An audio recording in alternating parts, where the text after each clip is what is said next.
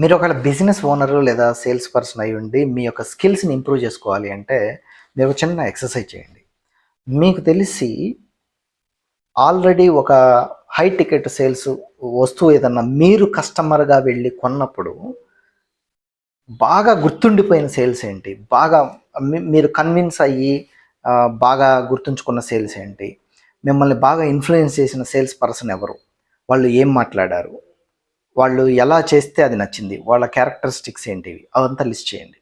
వీలైతే మీ ఫ్యామిలీ మెంబర్స్‌లో లేకపోతే మీ ఫ్రెండ్స్, మీ టీమ్ మెంబర్స్ తోటి కలిసి ఎక్సర్సైజ్ చేయండి. ప్రతి ఒక్కళ్ళు గూడా బాగా గుర్తున్న ఎలాంటి లక్షణాలు సేల్స్ పర్సన్ దగ్గర ఉంటే అది మీకు నచ్చింది. ఎందుకు మీరు అదే టీ షాప్‌కి రెగ్యులర్‌గా ఎళ్తున్నారు? అదే గ్రోసరీ షాప్‌కి రెగ్యులర్‌గా ఎళ్తున్నారు?